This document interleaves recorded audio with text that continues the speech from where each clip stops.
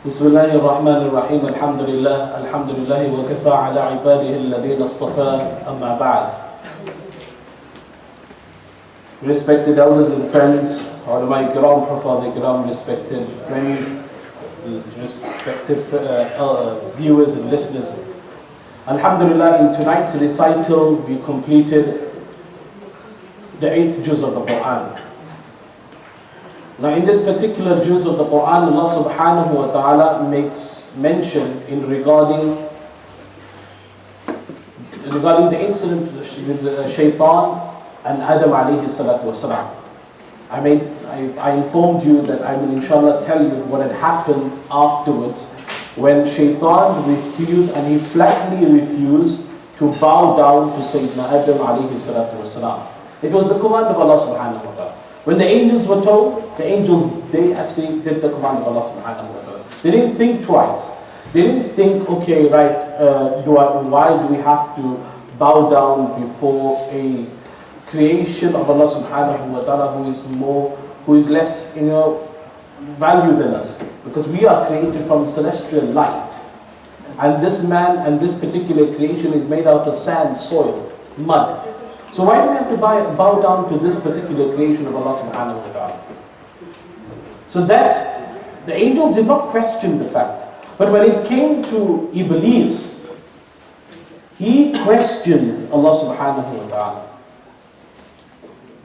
Now there are certain things where there is logical reasoning, we use our intellect, and there are certain commands of Allah subhanahu wa ta'ala where our logical reasoning does not work at all. We have to accept it as it is.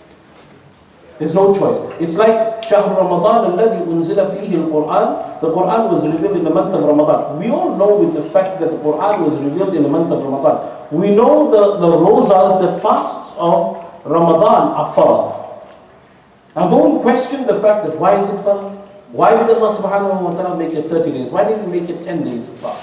Why didn't He say 15 days of fast? Why full 29 or 30 days? There are certain injunctions in the Quran, the commands of Allah subhanahu wa ta'ala. When it's this, you've got to accept it.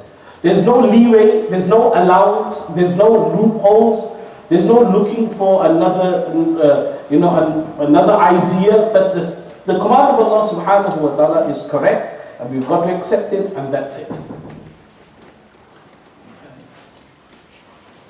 It's like someone came and asked me, why is it in wudu we have to wash our arms, face and feet? فَاغْسِلُوا وُجُوهَكُمْ وَأَيْدِيَكُمْ إِلَى الْمَرَافِقِ وَامْسَحُوا بِرُؤُوسِكُمْ وَأَرْجُلَكُمْ إِلَى الْكَعْبَيْنِ.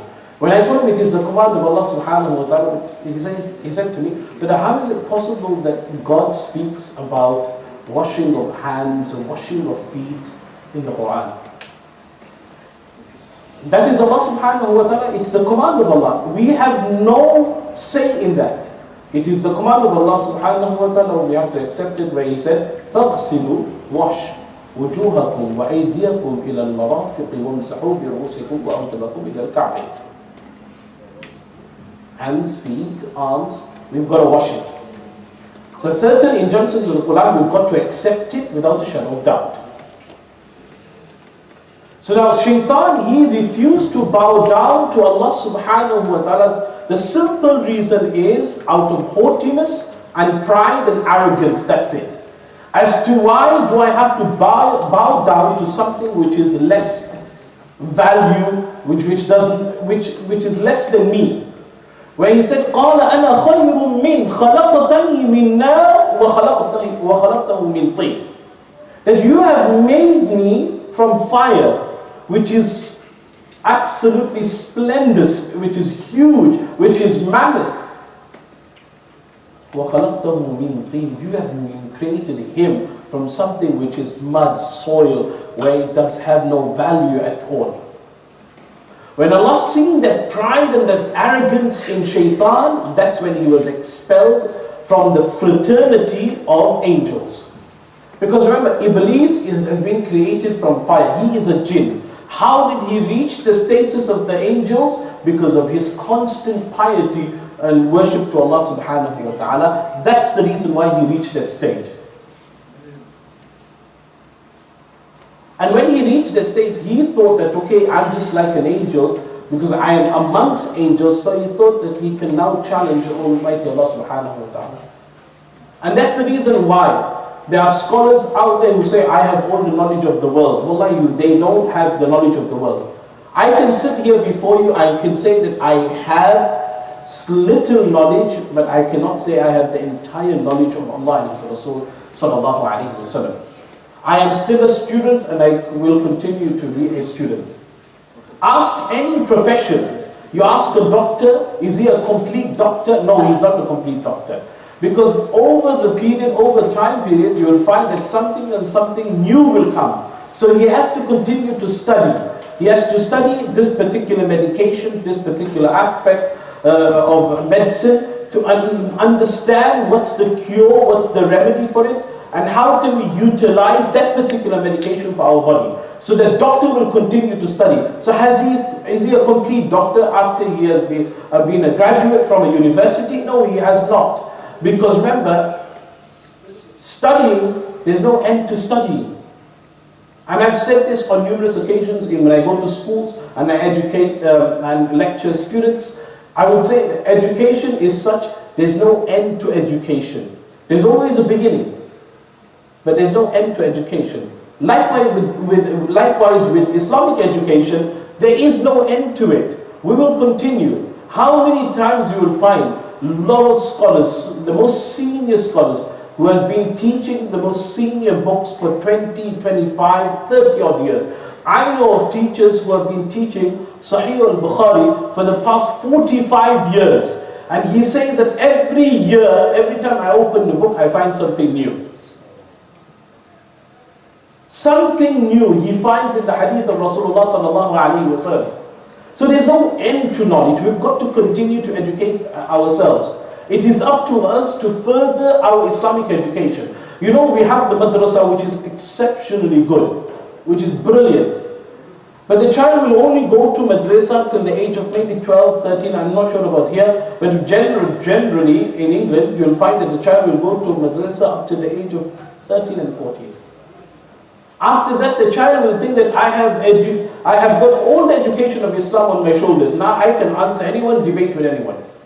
You only got the drop of the ocean yet. You still got to swim. You're only on the shore end. You've still got to get to the deep end. So education is unlimited. And we've got to learn to educate ourselves. So that child who thinks at the age of 13 and 14 have accumulated the full knowledge of Islam, it's only a drop of ocean, because now you've got to go further. We may not have the facility here in Kithri, but there are other places out there who have the facility to further the education. That's where we should take the opportunity to send our children to further their education. Just like we send our children to colleges and universities to excel in a particular department or specialize in a particular department, likewise, why don't we take passion and pride in Islamic education today? We don't take passion and pride in Islamic education. That's why our children are not equipped with the correct knowledge. By the time they reach 16 and 17, they're running around back and forth for Islamic knowledge. They are thirsty. If those who are thirsty. Otherwise, they are all playing around in this dunya, the leisure, the pleasure, the luxuries, the comfort of this world will envelope the person. And the next time he realizes that, you know what, I don't even have Islamic education, is at the age of 23, 24, 25, when he's about to get married. Now he needs to ask someone, how do I get married? So Islamic education is our responsibility. As parents, as rightfully so, parents do push their children for the top secular education, which is great, which is absolutely amazing. But why don't we do the same for Islamic education? Why do we put a setback? Why do we go backwards, backtrack when it comes to Islamic education? Islamic education should be on the forefront, right in the front. Because the amount of nonsense that's being taught in school It's absolutely amazing. From the time when we were in school, when we were young and in school, and the children which are being taught. In fact, today I will give you a definition of what's being taught in school. Is they're asking children from a very young tender age to accept homosexuals to be absolutely normal part of society, and Islam should accept it as well. And they're asking, and teachers are actually informing the children. Children are naive, they have no idea the word itself, what it means. But they are drilling it into the children, so when the child becomes the age of 16 and 17, it is absolutely normal, and to accept them to be part of society. Yes, if you want to accept them to be part of society, it's a free country. Accept them, and we do accept them to be part of society, but not as part of Islam. And I'll give you a practical example. I was listening to a talk radio show that was happening. It was a Muslim boy. And now listen to this, what's his complaint. He says that I don't understand as to why Islam cannot accept homosexuals.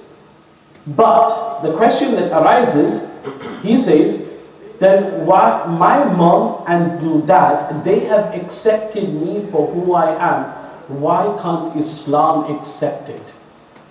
The answer is simple. Your mom and dad are not Islam. Your mom and your dad are not Islam. That means they have not had the correct education. They don't have the correct education. Hence the reason why you have become what you are, and you need to really introspect and check yourself out. So these are the common things that is creeping into our youngsters to accept it as to be part of normal, part of society. And they're teaching it on a large scale. That's why I'm using very blunt words. The simple reason is our children are being brainwashed in these very same schools whom we think that they are giving the best of education. And they come back home being taught such things which is absolutely we would never speak about. So unfortunately, at the age of 4 years of age, I have a daughter who is 4 years of age, I have to sit down on the table, explain to her regarding this particular aspect in the most simplified way so the child understands. Now you'd be surprised with a 4-year-old start, but yes, 4-year-old, they're drilling it into a 4-year-old who's only in reception. You know, we're giving our children for education, which is absolutely great, but at the same time feed them the Islamic education, which is equally important. And I had a 4-year-old, my own daughter, she comes home, she says, Dad, I've got a question for you. I said, okay, fire it away. What is the shape of God? And then I was a bit flabbergasted for a moment, and I said, wow. A 4-year-old asking me this question, I would expect at least a 10-year-old or maybe a 15-year-old asking me that question. But this is my own daughter is asking me, what is the shape of God? Then amazingly, I took out my wallet and I said, okay, a 10 pence. Is this the shape of God? Can the God be the size of a 10 pence? No. I put it away. I took out a 50p. And I said, is this the shape of God? Can God be 50p? No. Allah is shapeless. There is no shape of God. So then she asked him, what about hands, legs? Yes, Allah has given me and you hands. Just like I have a hand, you have a hand. Does Allah have a hand? Allah does not have a hand like me and you. What about the legs? Like me and you, Dad, we walk. What about Allah? Does He walk as well? Allah walks, but He doesn't have legs like me and you. Yes, He has given us these legs, but Allah's legs are totally different. And then she totally understand, okay, right. So there is no shape, there's no form of God. This is a 4-year-old asking me this question, a 4-year-old. So again, we've got to learn that we've got to teach our children sometimes from a very young age in order for them not to be brainwashed in various, in schools that are happening today on a very large scale.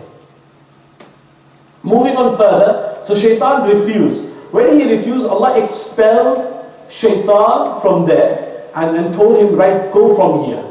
But then Shaitan said, oh Allah, give me respite. I want some time. So Allah gave him the leeway and allowance, the time to stay on the face of this earth. And then he said, you'll see what I will do. I will cause such chaos and anarchy to those, to all the mankind, besides those individuals who are in your obedience. I will not be able to touch or harm them in any way whatsoever, or my influence won't be able to influence them in any way. I won't be able to influence them, but I will cause chaos and anarchy. And this is what me and you, we've got to remember. Shaitan is there. He is there to whisper. Shaitan is a very shrewd individual. Very, very shrewd. You know, Shaitan doesn't partake in the evil that me and you do. He will whisper it in your ears. He will tell you, oh, that music is good. That's all he whispers. And then you start jiving and dancing and lifting your legs and start moving your body. You did that on your own. You did that. Shaitan just said, that music looks absolute, you know, it sounds sweet. And then you're like, okay, then all of a sudden, the next thing you know, you're jiving there. Your hands are moving, legs are moving, you know, your beat is with the music. So Shaitan is a shrewd person, he only whispers. And a practical example is, I'll give you in the life of Rasulullah sallallahu alayhi wa sallam. Do you know when the Meccan people, when the Quraysh and Abu Jahl and his cronies got together and they said that, you know what, we need to get rid of this Muhammad once and for all. We need to get rid of him. So they gathered in a house and they decided to make mashwara, you know what, we should kill him, assassinate him. One said, you know, let's put an end to him. And then it was Abu Jahl who decided that, you know what, I have an idea. Why don't one person from every clan get together and kill him, so that then the Banu Hashim will not be able to take blood money from just from one family, but they will have to take from all. So that when Abu Jahl gave that idea, just then there was a knock on the door. And then there was an old man. And he said, on the door, he said, it seems as though there's some kind of consultation happening. I would like to give my viewpoint. So Abu Jahl said, nobody knows about this consultation happening. How did you know? So eventually when Abu Jahl gave that opinion, that each one of us, one from every clan must assassinate Muhammad sallallahu alayhi wa sallam, it was this old man, he said, you know what, I definitely agree with this opinion. It was Shaitan in the form of an old man. So Shaitan only he whispers and he gives the opinion, that's it. And then he allows you to do what you want. So you can go towards evil, Shaitan will whisper it, that you know what, tonight, Saturday night, the pubs and the clubs are open. Go there. You'll enjoy yourself. That's it. He'll only tell you. It's you yourself that will jump into your car and you will drive down and you will enter those clubs and those pubs. So it is us, we do it ourselves. Because on the day of Qiyamah, Shaitan, Allah will ask you, why did you involve in this evil? Why this haram? You knew it was haram. Why did you indulge in this? You knew this was haram, liquor was haram, gambling is haram. Why did you take part in it? And then but Allah, you know, Shaitan, he is the evil one. He's the one that was forcing me to do it. Shaitan will be there on the side, oh Allah, I didn't. I just whispered, that's it. Like I said, he's a very cunning man. He only whispers and then it is us that we do it. Anyway, moving on further, and then he asked for Allah subhanahu wa ta'ala for respite, and that's what he will continue to do, is whisper into the hearts of people. How do we know? الَّذِي يُوَسْوِسُ فِي صُدُورِ النَّاسِ. He whispers into the hearts of the people, and then people will then go towards destruction and towards hell. Further on, in the latter part of the 8th juz of the Quran, Allah speaks about the various different nations, which I don't want to speak about it now because it comes in the 19th juz of the Quran in greater detail. What happened to the nation of Ad, what happened to the nation of Thamud, what happened to the nation of Lut alayhi salatu wasalam, Shu'aib alayhi salatu wasalam, what happened, all these incidents of the previous nation is a lesson for me and you so that we don't indulge in what they were indulging in, and henceforth the punishment of Allah came upon them, and we should refrain from what they did so that the punishment of Allah does not come upon us. So inshallah, in the 19th juz of the Quran, I will explain in greater detail of each nation what happened, how did the Prophet propagate his deen, number one. Number two, why did they negate the Prophet? What evil act were they involved in? And what did the Prophet do thereafterwards? Inshallah, comes in greater detail in the 19th juz of the Quran. We make dua to Allah subhanahu wa ta'ala. He gives us a true understanding of deen. And inshallah, tomorrow we're going to start the 9th juz of the Quran, which is absolutely amazing, where we're going to speak about the life of Sayyidina Musa alayhi salatu wasalam, and regarding how he confronted the tyrant of that time. The tyrant of his time was Pharaoh. How he confronted him, and how he actually had that the magicians were there and so forth. We'll discuss it inshallah tomorrow. Wa akhir da'wana alhamdulillahi rabbil alameen. Subhanallah wa bihamdihi subhanallahi wa bihamdihi.